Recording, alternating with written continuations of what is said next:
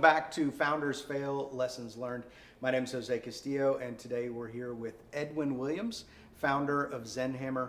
Edwin, thanks so much for joining us. Thank you for having me. I'm glad you're here, and I've got a quote to start out with. This is by Napoleon Hill. He said, "Most great people have achieved their greatest success one step beyond their greatest failure." Do you agree with that statement? I do, actually. Failure is a part of life, and it's something that, it's how we learn. It's how we learn to drive ourselves forward, and sometimes how we learn not to do something again. So, yeah, it's you can't learn to master something. There's another saying, masters failed more than a novice has ever tried, or something like that.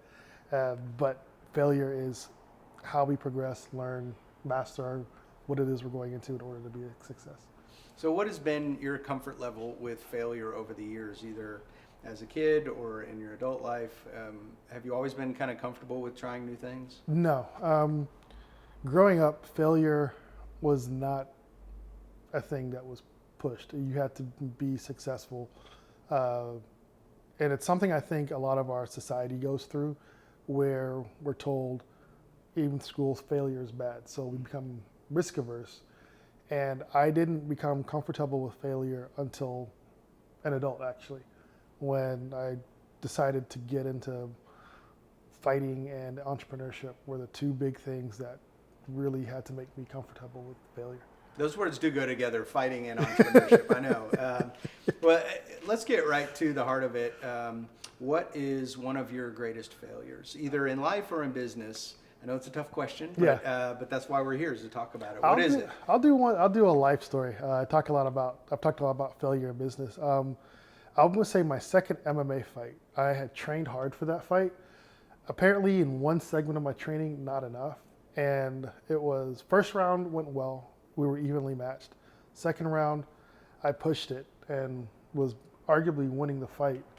And the third round, my cardio tanked. And my opponent, even though I had been winning the fight to that point, had a better gas tank than me. And I ended up losing the fight just because I was too tired to continue. It was one of those things where it hurt. I did cry at the end because I'm a very competitive person. And it showed me that no matter how good my skills were, there's other things tangential to that skill set, such as endurance, that would push me forward in future fights. And that rolls over into other things where it's like, yeah, you can be good at this one thing, but if you don't have the other tangentials to support that thing that you're good at, it can't go as far as you want it to. So how do you apply that in your business with ZenHammer, with what you're doing? Is that something you think about often? Yes. For instance, with ZenHammer, we have a product, but that product isn't going to go anywhere if I'm not talking to people, if I'm not emailing, calling, doing sales, following up, finding out what they like, what they don't like, making sure those changes, those bugs, those implementations get carried through. And no matter how good a product is, if there isn't a vehicle to take it to the people to let them know that, hey, we've got something that you need, it'll just sit there. So it's same concept, but different arena. And so what's the difference between failure and fear of failure? Fear of failure keeps you from moving forward, and you don't learn. So, like, there's a saying I keep in my head: imagine fear is worse than the fear itself. Where we are afraid to do things, it's something that we learn to be afraid of failing.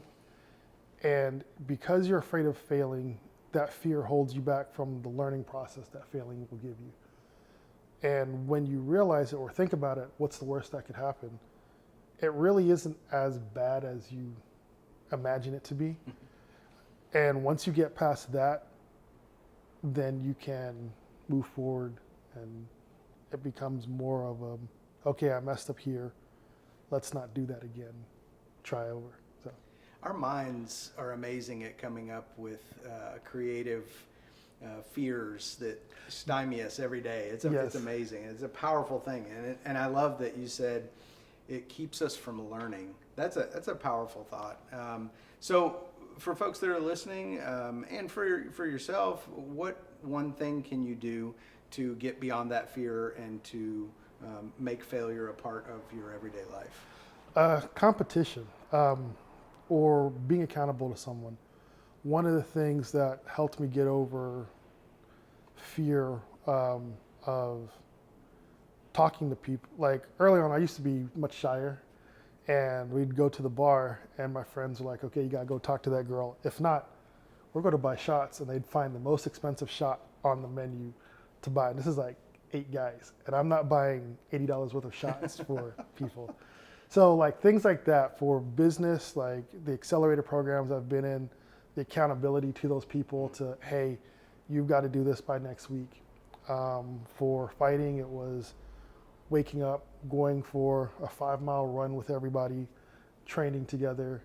And so having somebody to be accountable to is probably, in my opinion, the best way to help push through that failure. I agree. Yeah. Man, I agree. And I love the quote, you become the average of your 5 closest friends. Yeah. So make sure you find people that are pushing you, that are helping you achieve your goals, and that are helping you not be afraid. Edwin, thank you so much for joining us today. Thank you for having me. I really appreciate it. Yeah. And we would love to hear your story of failure. You can post online, share on social media, #FoundersFail. And we'll see you next time for Founders Fail Lessons Learned. Thank you. Okay.